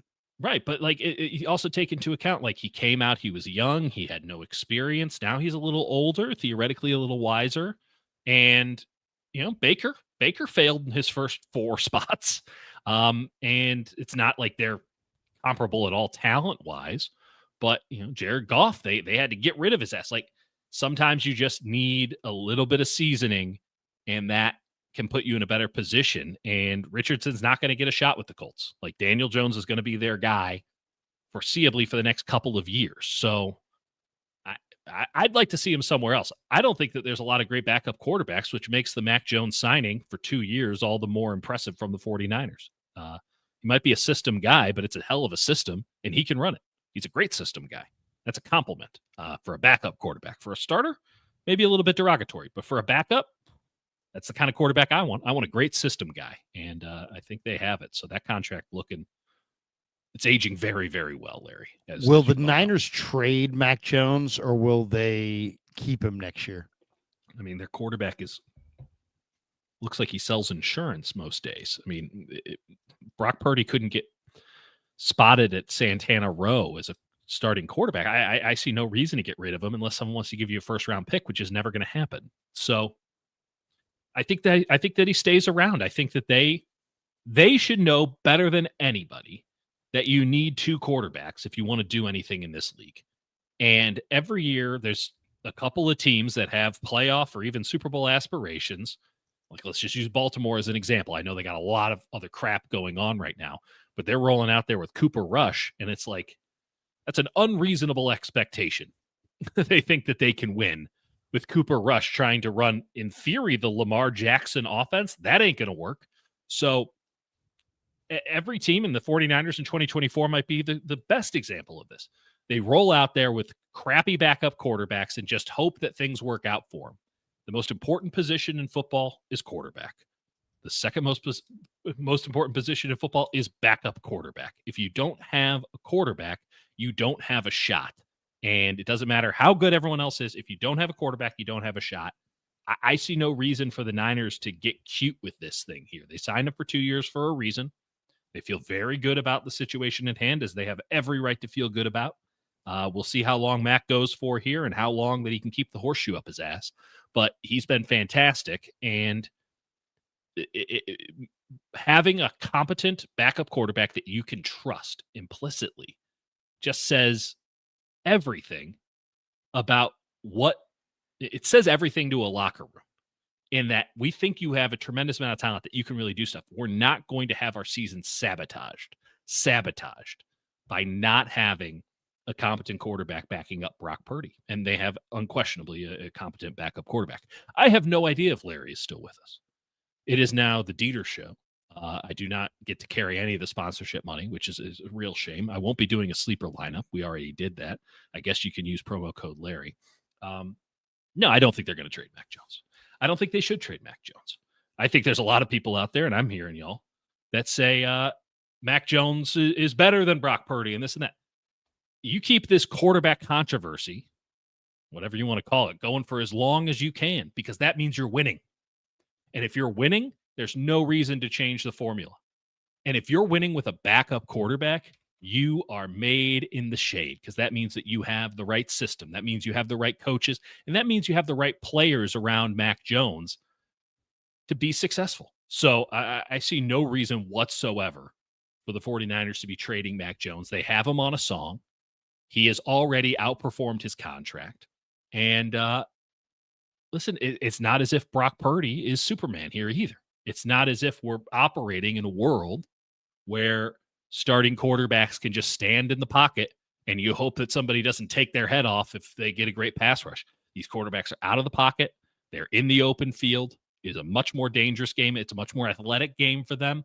Not having a backup quarterback is roster building malpractice. The 49ers did not participate in this year after getting their asses burned by it in 2024.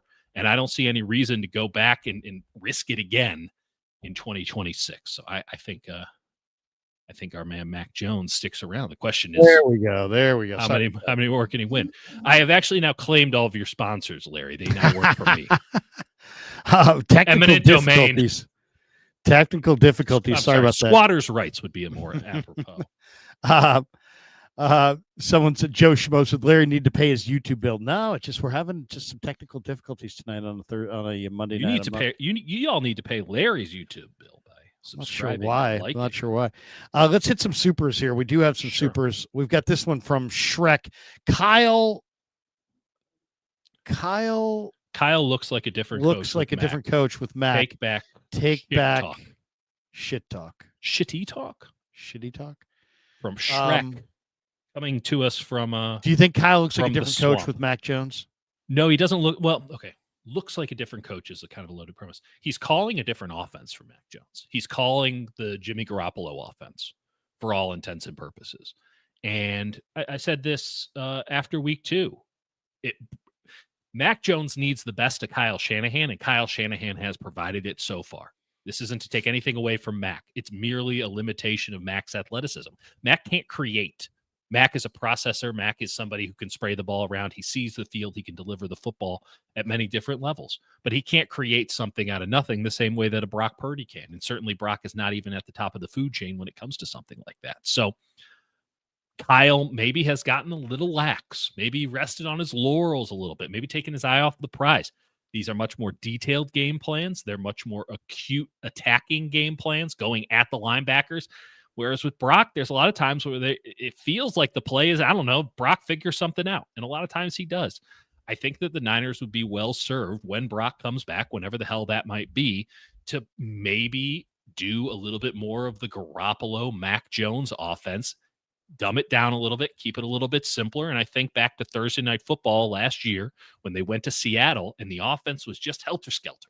There was something that was just kind of off with how they were going about their offense. And Kyle just said, that's great. We're going under center, play action, classic Shanahan, Kubiak offense, and it worked great. And they were able to build from there. But it feels like the foundational pieces of this offense kind of have been pushed to the side for this experimental stuff that they've been trying to run for a couple of years. And sometimes it looks great. And most of the time it looks just kind of sloppy when they have Brock in there. They have to keep it simple, keep it basic, back to the bare bones. The offense that Kyle's been running for 25 years. When Mac Jones is in there, he operates it at a very high level. There are limitations to it, of course, that Brock wouldn't, have to bump up against. But I think that maybe paring it back a little bit, doing more Mac for Brock would prove fruitful for the Niners moving forward. It does seem like the Niners, it's odd to me that the 49ers, the more mobile quarterback seems like the guy who's under more duress behind this line. which is Yeah. bizarre, is it not? I mean, Brock Hold on to the ball a little undoubtedly longer. is more Yeah. mobile than Jones, but Jones looks like he has more time to throw behind this same line that Brock's behind. Why does that make sense? Well, protection schemes, right? So you slide protection one way, you move Mac one way. I mean, I'll say this: Mac does a really good job of getting to his second and third progression, but he's throwing on the first progression most of the time. By the way, so is Baker Mayfield. I mean, if Baker Mayfield looked the other side of the field against Seattle, I missed it. Where's the first read? I'm throwing it there, and if I don't throw it there, I'm running it. Tom Moore is a special assistant. Tom Moore, the very famous offensive coordinator, used to be Peyton Manning's offensive coordinator. Tom Moore firmly believes in 3 seconds, get that motherfucker out of here. I mean, that's the quote. 1, 2, 3, throw the motherfucker away. With Baker, it's 1, 2, 3, I'm running. Like, that's it. That timer in his head is just pinpoint. I mean, it is an atomic clock right now when it comes to 3 seconds. So it is one read and go.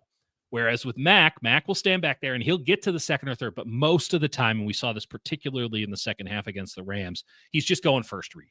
And Kyle's dialing it up to where that first read's going to be open. Again, the Garoppolo offense. That's not really how Brock goes about it. Brock will get through all 5 progressions. But to do that, he's oftentimes having to kind of make something out of nothing. And the protection schemes are not such to where, with Mac, it's we're going to slide the protection all the way to the right. Well, Mac is going right. It'd be catastrophic if that first or second read isn't open. Catastrophic. Whereas with Brock, you want to keep all 5 reads open. So you need to have a more neutral protection plan. You don't want to move him in and out of the pocket too much. You want him to kind of define where the protection needs to be. It's just a little looser, which is, I think, kind of my overall takeaway. It's just a looser offense. It's putting a lot on Brock's shoulders. He can handle it, but that doesn't mean that you should continuously do it. And I think that maybe we were kind of reaching the limit of what Brock could handle when we think back to that Seattle game. And just, again, paring it down, coming back a little bit more to the basic Shanahan-Kubiak offense, I think would do wonders, because it's clearly doing wonders when you're running the basic bread and butter stuff currently with Mac Jones. Is Kendrick Bourne, is what we saw last week just a product of Mac Jones and Kendrick Bourne have a great rapport?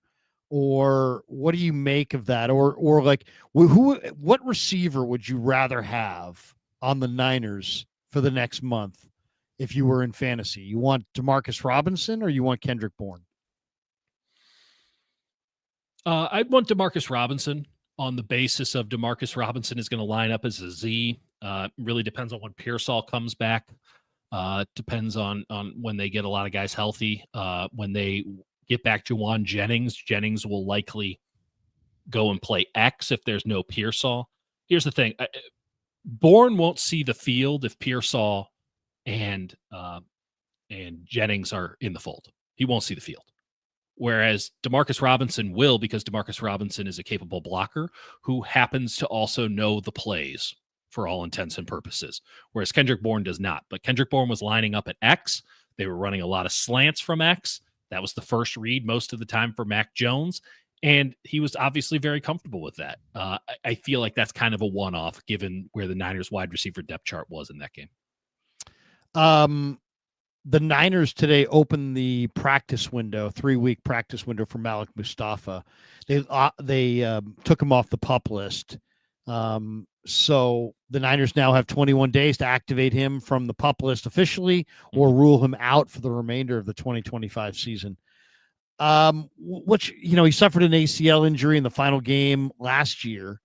And I guess he's gone through his progressions. He's gotten a little bit better, a little bit better, a little bit better. What's your best guess? Is Mustafa going to be activated this week? You think it's going to be next week? Do you think they're going to put him on IR? And then who sits down for him? Is it Pinnock or is it Siegel? I would have told you.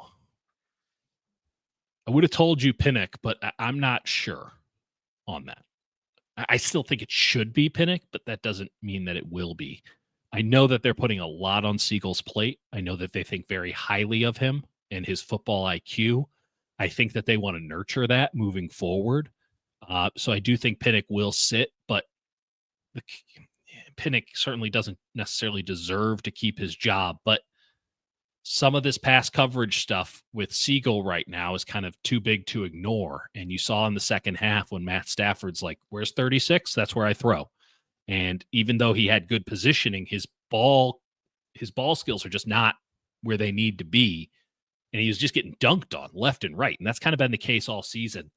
I wouldn't be shocked if they had a rotation there, especially too knowing that, that's an every down position where Mustafa, you probably don't want him playing every down to jump out of the jump.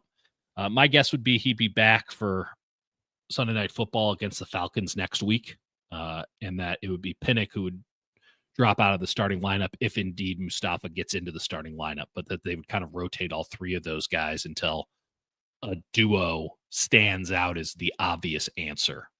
But I look forward in the future. I think that, Siegel and Mustafa could be one of the just like an absolutely awesome safety pairing. Like I'm really bullish about that duo. I mean, they should fit together really, really nicely, right? Because you got Siegel who can cover, and you got Mustafa who can hit, and they should be a really, really nice pairing. And they can both do the other thing too, right? Like we're not talking Legion of Boom, right? Like where you got Cam Chancellor as a Sam linebacker, effectively. Like you need to be multiple. You need to be versatile at position in 2025. And I know that everyone's playing, too high all the time, but the Niners don't. I mean, the Niners are mixing and matching and throwing dudes, and they're playing a lot of cover one robber and stuff. And like those two guys are elite chess pieces with their athleticism and their intelligence. And that intelligence aspect is so underrated when it comes to safeties. But I think needs to be the preliminary prerequisite. So I'm just very bullish on that, but I think it might be messy for a bit. Let's hit our couple more of these supers before we bolt for the door. We're brought to you by Habas Law, 1-800-INJURED. They will fight to make it right. Thanks to Habas Law for being a proud sponsor of the Krug Show. And we're big fans of Habas Law, and they do an incredible job. And thanks to Habas Law for being a proud sponsor of the Krug Show. Omar Habas and his son Tarek are fantastic people and great lawyers, and we're really appreciative that they are sponsoring the Krug Show. For more than 40 years, Omar Habas and his son Tarek have been standing up for people right here in Northern California. They fight the insurance companies. They know the playbook because they've been battling and beating insurance companies for decades.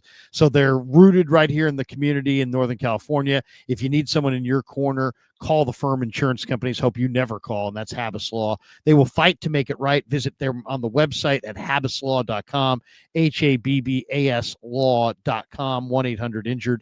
They will fight to make it right. All right, let's go back to some of the supers here and some of the comments. We got this one from Niner Goat 16. He says, where the hell is our first round D-line pick? 0 sacks. Mikael Williams. This guy hasn't watched football this year. Mikael Williams has played some good ball, but he's not a stat sheet guy. I mean, he doesn't make tackles. He doesn't really sack the quarterback. If you're looking if you're going to look to tackles and sacks as a justification for the Mikael Williams pick, you're always going to be left wanting because it's just not what he does.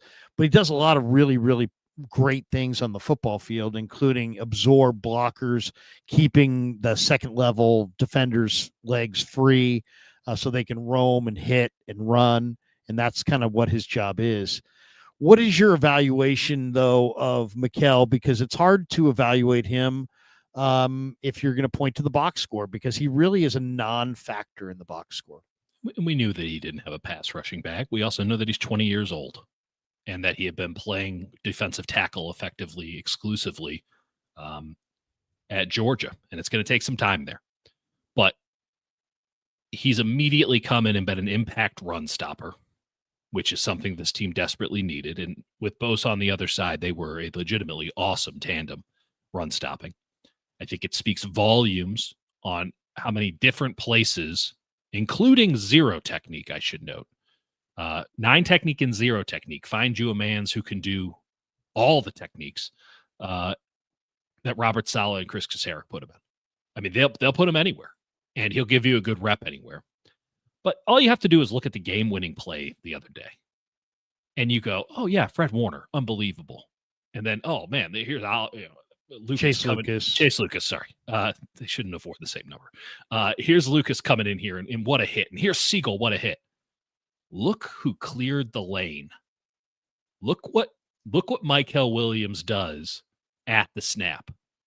Dives inside, forces the offensive line to adjust to him, creates the lane for Fred Warner, creates the lane for Marquise Siegel, creates the lane for the cornerback who shall not be named. Like, creates the lane. That play does not happen if he just stands there or gets pushed back. But because he is in there and he played with perfect technique on the play, and the play was run right at him and it required perfect technique, the 49ers get a huge stop. People don't notice it. People don't care about it. And they're fine by that. It's not going to show up on a stat sheet. But I'll tell you this, that was the first thing they pointed out when they watched that film back. And there's a lot of plays like that when you watch the film back. And I'm hearing it from inside. Like, stuff doesn't leak out of 49-49 unless it's really positive. And there's a lot of good stuff leaking out of 49-49 from the coaching staff and the front office in regards to Mykel Williams' play. It might be a little bit of a bias because they know that I'm a Mykel Williams guy. And so they're feeding me what I want to hear. But ultimately, I haven't checked in on this, and I will. I can guarantee that they were gushing about the play that he made on that fundamental game-winning play that the 49ers had the other day, because he makes a lot of those every play in less severe situations. The fact that he can't make it in the severe situation, I think, speaks volumes. It's so interesting that I just think that the times when Shanahan, Shanahan is, I think, 11-7 or something like that against McVay. McVay got the one win in the playoffs. And obviously McVay has a Super Bowl trophy and Shanahan still, that's his holy grail. Right. But I do think it's interesting that Shanahan always lures McVay into these macho mano-a-mano moments. Just call it what it is, Larry. It turns into a dick measuring contest between the two of them. It really does. I mean, there was a few years ago when the Niners went down, at Levi's, ran the ball like 18 times to start the game. That's right. And the Rams had a good passing attack, but they kept running Sony Michel at the Niners because they wanted to show that they could run it. Yep. And in this game, it's like they had already converted a fourth down where they had just had Stafford throw it to Puka, and the Niners had no way to stop it at all. No. And to me, the most unstoppable thing, maybe the most unstoppable thing there is right now. I mean, if you say, what's the most unstoppable thing in the NFL? Stafford to Puka on the pop pass is pretty high. Well, I was going to say maybe Mahomes to Kelsey, maybe there's a couple guys like that, a couple situations like that. Yeah. Maybe it's Purdy to Kittle if everybody's healthy and that kind of thing. There's lots of good, but I mean, one of the main go-to unstoppable things in all of football is Stafford to Puka Nacua. Yeah. And yet the Rams decide to run 190-pound Kyren Williams at the teeth of the 49ers remade defensive line with these run stuffers. I mean, Alfred Collins and Mykel Williams are developmental as rushers, but they're fully grown men as run defenders. That's right. And for McVay to run 190-pound back right at Mykel and Collins when he needed a yard, when he easily could have thrown it from Stafford to Puka, and I don't think there's any way the Niners could have stopped it. Yeah. It just, once again, it's like Shanahan lured McVay into this, as you say, measuring contest, and that's what it becomes about. And it's like McVay would probably have a much better record against Shanahan if he would just, kind of play to his own advantages, but he's always trying to justify this toughness thing. Who's tougher? Who's more gritty? Yep. And you can kind of tell. It's like Shanahan has he's in McVay's head. He absolutely is. No question. And McVay could have won this game if he had just thrown the ball there, but instead he decides to run the ball, and the 49ers stuffed it.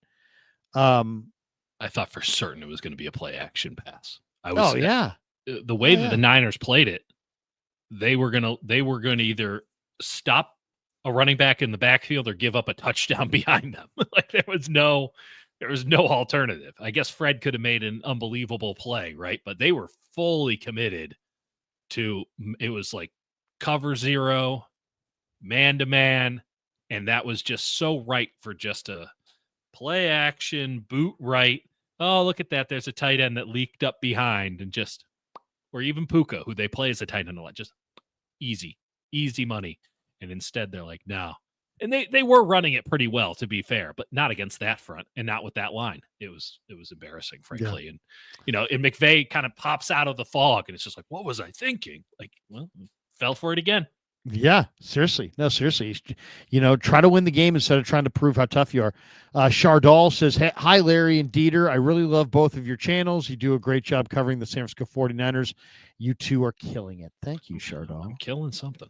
I don't know what it is. Might not be it. Yeah, exactly. But thank you, Chardal. Scotty D says, trades don't happen far from the deadline.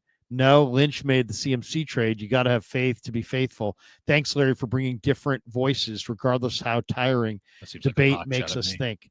Oh, no, I mean, that's what we love to do. That's what we love to do, is to bring a bunch of different people who know what they're talking about all to the out. That's why we do it late night, right? I mean, exactly. A couple more before we jet. Rory McPherson, Larry, I've been hearing the 49ers going after younger players. What do you think of that, Dieter? Should they do have, you mentioned they have a young core. I mean, I jumped you before with the, they're going to be better in 26, but the young core is going to be better in 26. My whole thing would be, are you trying to align with your young core? Or are you trying to align with your Hall of Famers? Larry, they have a little something going right now, and I think you've heard of it. It's called 2 timelines, and it went really well for another team in the Bay Area. Right.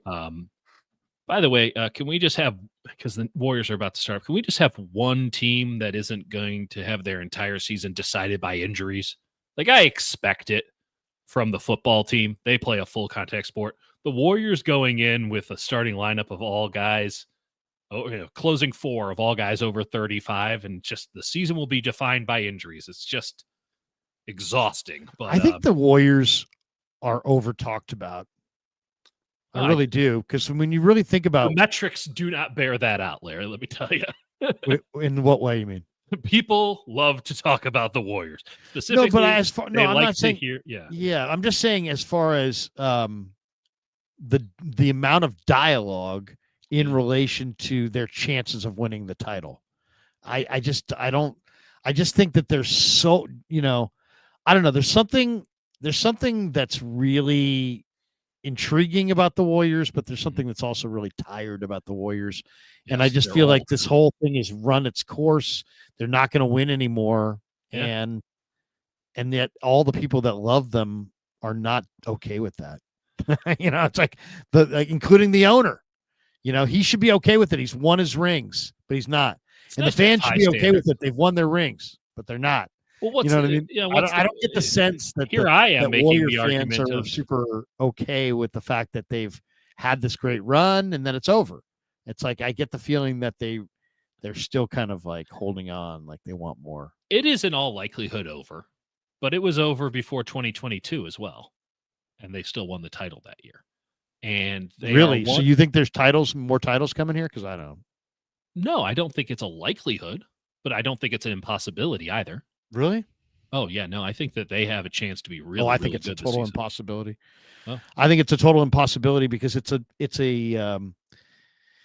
marathon, and their oldest guy kind of showed last year that he can't make it to the finish line if you lean on him. So I think that would be my. They had to play 3 months straight of exceptional basketball just to make the playoffs. Yeah. They won't have to. They get to play. They get to pace that out a little bit better this year, and I hope you're right. I think that they're going to be a very feisty team come April. Okay, I really do. Yet I'm winning around. Yeah. 2. I think that they could make the Western Conference Finals, and they're one Shai Gilgeous-Alexander twisted ankle away. Okay, I will say they are in the play-in. And get bounced in the first. I'll make you a first bet, round. Larry. I think that I don't even need to go as far as I'm willing to go. I think that they're in the top 6. I feel very comfortable with that. The play-in is 7, 8, 9, 10. 7, 8, 9, 10, yeah. So you're saying better than play-in. I'm saying play-in. Better than play. All right. There We'll it see. is. There it is. I was gonna go home court advantage in the first round, but I'll take the other 2 seeds as well if you're throwing them my way. Yeah. I don't know, man. I don't know. Listen, there's plenty of reason to be skeptical. No one's arguing that skepticism is invalid. It is valid. Let me tell you this: as a 37-year-old man whose right knee might just be gone now, which is a new development, which is super fun. Yeah, I'll be fine. I'm not sure how they will do this. Rick Celebrini, team MVP. Yeah, I mean, I don't see it, but I'm rooting for it. Stefan says, "Do you think Bourne is tradable?" No. When Ayuk and Ricky and JJ come back, we'll have depth. So it'd be nice to get something back now. It would be nice. Would be nice. It's not happening. Nice if Larry, threw a couple shekels my way. That ain't gonna happen. I can definitely throw a couple shekels your way. You're worth it. Scotty D says, respect to Dieter. Second half of the show made excellent points and demonstrated player knowledge second to none. We made some halftime adjustments. We went in there, we watched the tape a little bit, and we saw what we were doing wrong, and we came out here and gave it our all. And it's a lot of respect to my research team that's behind the camera here, and thought we did perform better in the second half, but a lot of stuff to clean up. We'll watch the tape and see how we can get better. We'll try to be better. Yeah. Michael says Brian Thomas Jr. had a career year with Jones. Yeah, everyone has a career year with Mac Jones, apparently. Brian, they barely ran an offense last year in Jacksonville. I love how people hold that up. Played 7 games. I love how people hold that up as like some sort of like, oh man, Mac was really good in Jacksonville. It's like, did you watch? Like, I know you didn't. Like, I'm not asking you to have like watched the Jacksonville Jaguars, but like, did you watch the Jacksonville Jaguars? He was Jameis Winstoning that thing. He was just like wherever you just roll out whatever. He put on like 30 more pounds. He was just going for it. He had nothing to lose. And yeah, Brian Thomas Jr. had a career year, but everyone was just playing cover 4 prevent defense against him because they were up by 25 points at all given times. The Jacks sucked last year. And this is nothing. The Jacksonville Mac Jones is not even the same person that we've seen this year. They didn't have a system, much less one that he can operate at a high level like he's doing now for the Niners. What could Mac do where it would actually be a quarterback controversy? A quarterback controversy and never lose again. Come on. No, like what would he have to do? Okay, honestly, a fundamental question before people would say, you know what, this because he already looks pretty good in the system. There's nothing that Mac Jones can do. There's nothing that he can do. It's merely a question of how low can Brock Purdy go, because their number one skill sets are the exact same. They're both processors. They come at it in different ways. They want to attack it in different ways, but they're both processors. Mac Jones's number one skill is that he sees the field, he processes it, he can deliver the football where it needs to go. That was, at a time, what we considered Brock Purdy's best skill. And then he showed all these other things that he can do, which might not be elite level in anything, but pair that with the processor, and now you got a $250 million quarterback. So has all that other stuff gone away, where he can't run anymore. He doesn't take risks putting the ball into tight windows. He doesn't have that swashbuckling mentality. He doesn't have the horseshoe up his ass, any of that stuff. If all that stuff fades away, well, now we're talking even Stevens, because they're both just processors, just operating the offense. But no, you're going back to Brock. But that's what I'm saying. What does Mac Jones need to do? Nothing. To win the job. He cannot take over the job. Anything. There's nothing. But that's not true. You just think it's unlikely. But you know that that's not true, because if the guy completed 100% of his passes and won all the games, he would. That's just the way it goes. I said never lose again. You laughed at me, so I entered the realm of possibility. Okay, but I mean, never lose again. But that at what point? At what point until does Brock's this become? Contract is done. See, this is the 2 thing. years. I The think problem is Brock has the 1 year over 1 year. So every year he's on the books, he gets paid for the next year. Yeah, I think there is something Matt can do to take the job, and that's just play better football than we've seen Brock Purdy play. It's a high bar. It is Brock a high Purdy bar, has MVP votes. right? How about this? If Mac Jones wins that MVP would do of the it. NFL, sure, that's fair. If Mac Jones, let's say Mac Jones starts the rest of this year, and the Niners go 12-4, and then go into the playoffs and win a couple playoff games. Right. So he's done exactly what Brock Purdy has done before. Yeah, he doesn't win the whole thing. They lose somewhere in the playoffs, but they go 12-4 and they win a couple playoff games. They lose in the NFC Championship game. Okay. So, exactly what Brock Purdy has done before in 2022. What, I mean, with that, at what point do we have a real controversy? Oh, I think that'd be a real controversy. I just don't think that it would change the fundamental argument of who wins it. Like, I think there would be a controversy well before that. Do you believe the notion? Do you believe the notion that Mac Jones was Kyle Shanahan's choice in 2021? Do you believe that? That Mike Lombardi and the people that reported that with all kinds of zest and fire and doubled down in the face of Shanahan himself saying, no, I didn't want Jones. I wanted Trey Lance. And yet these people that say, no, he wanted Jones didn't. You would think that would be enough to shut him up, but it hasn't been enough to shut him up. If anything, they just double down more. So do you believe that what Mike Lombardi reported, that Kyle Shanahan wanted Mac Jones in 21? Do you believe that? It has nothing to do with Mike Lombardi. It has everything to do with it.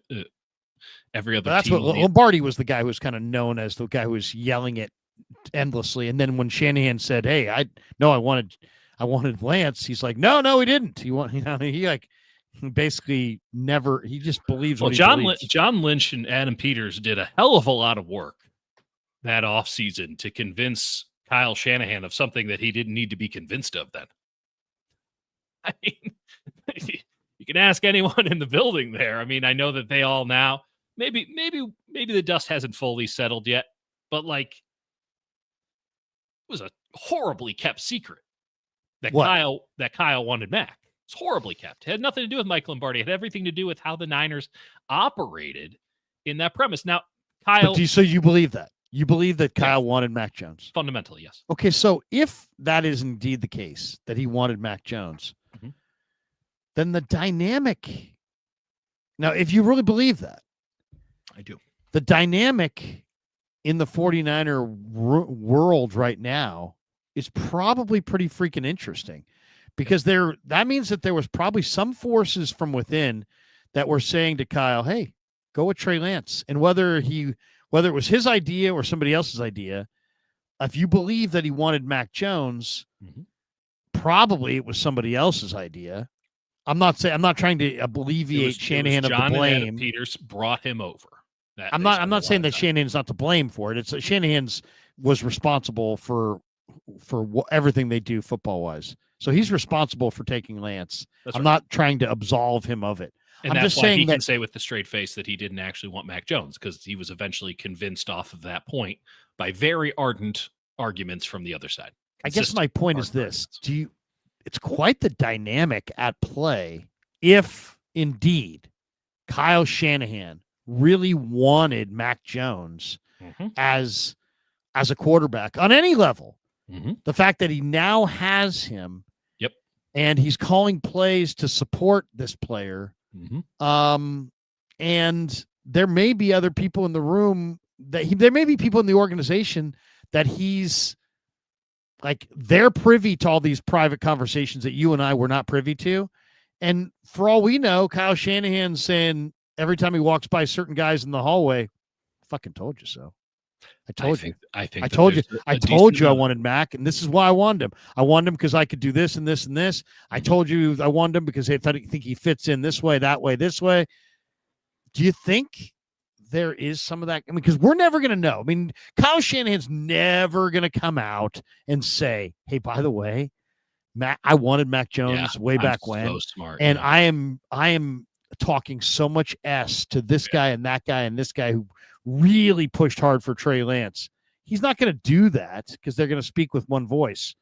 But It's going to what come up. do you think the dynamics are as Brock or as Mac is playing and Kyle? If he was really his handpicked guy, he probably, as Mac plays well, is somewhat vindicated from within his own organization. Or do you think that's going on right now? Because nobody talks about it ever. Nobody ever talks about this, Dieter. And this actually Really? It seems to be a very I don't ardent think topic of conversation in the text chains right now. well, I mean, I don't know, man. I haven't heard Rest of the any Niner media people at all well, talking about only what could be going on behind the scenes in the 49er, behind the Niner scenes.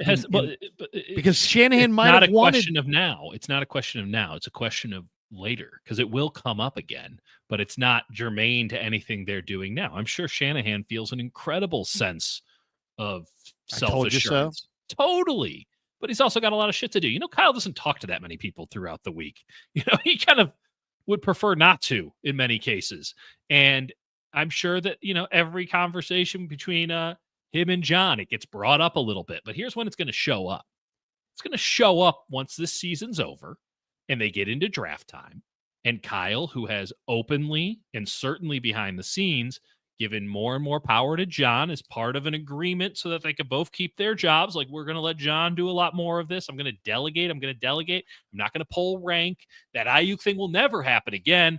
Like, I'm just not going to do it. Like, he knows that he has the ultimate power, but he has handed a lot of that off, both publicly and behind the scenes, though he'll pop in every now and again.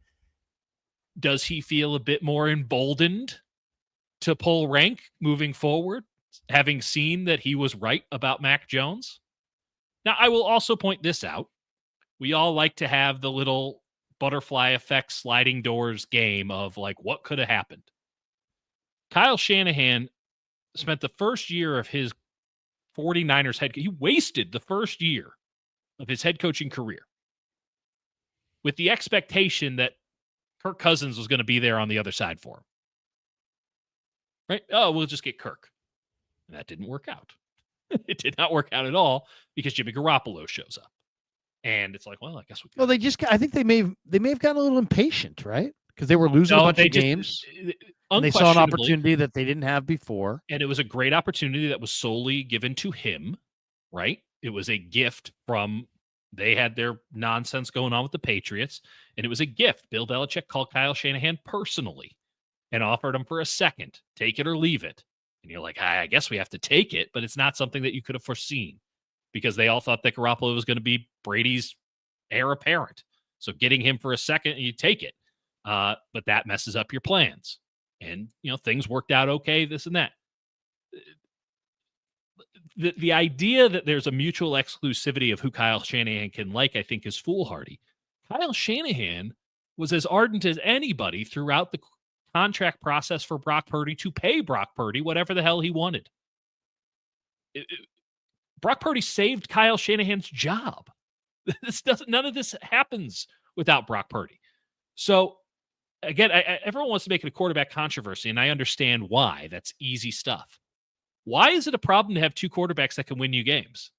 Like, why would Kyle Shanahan view this as anything other than I'm the luckiest boy in the whole wide world? Because I have two quarterbacks, no matter who I put out there, I feel confident they can win me the game. Like, is that a controversy or is that a coach's dream?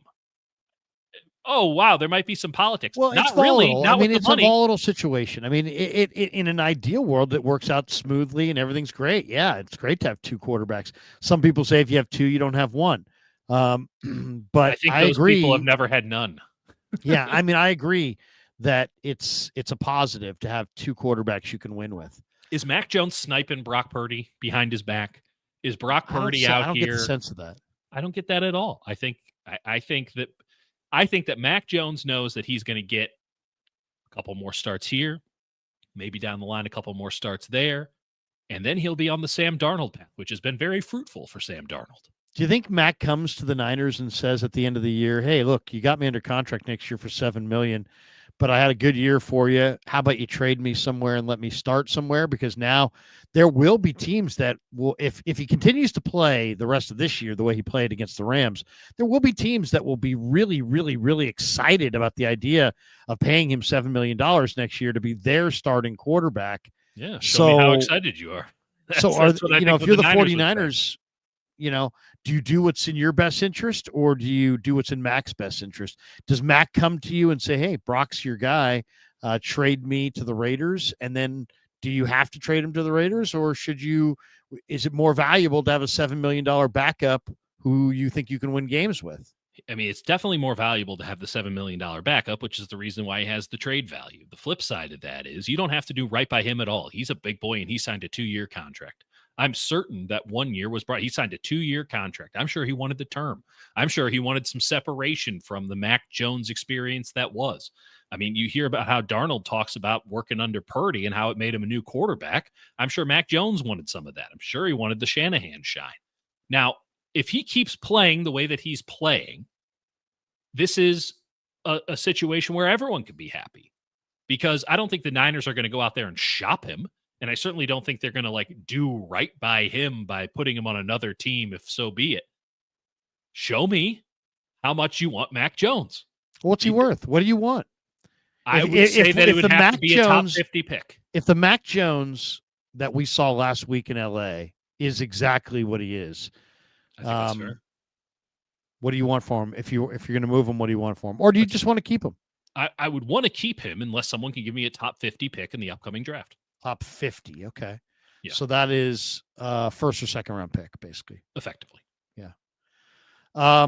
Which it almost certainly would be, because what good team is asking for Mac Jones? They would be the teams at the bottom of the second round.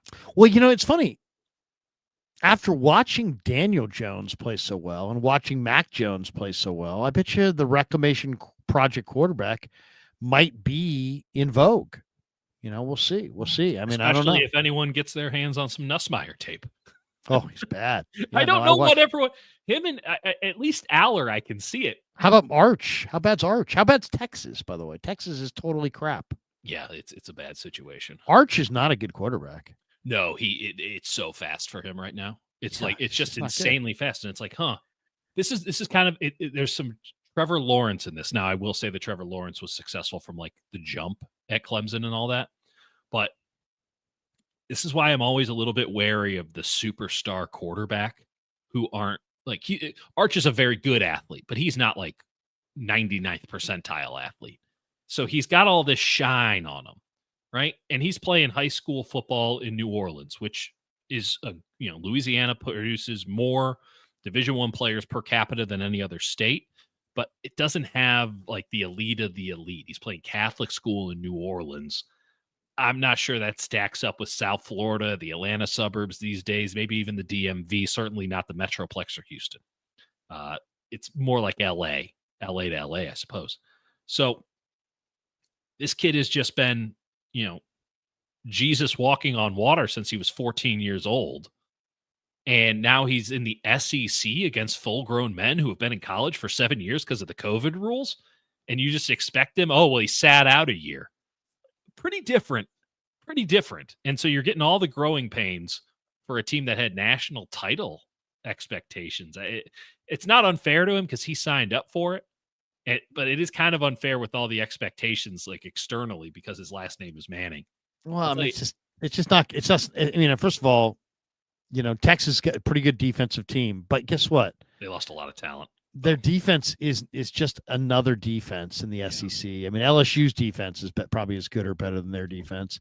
And it's just one of those things where talk to me about Harold Perkins. Harold Perkins is a great athlete. I mean, but as LSU's defense put the blanket on Florida's offense, where Florida's offense made plays all day against Texas. Texas is in a bad spot, and it's clear that Sark doesn't know how to coach his way out of it either. Well, they're just not. They can't do it in the SEC. I mean, these teams have way more talent.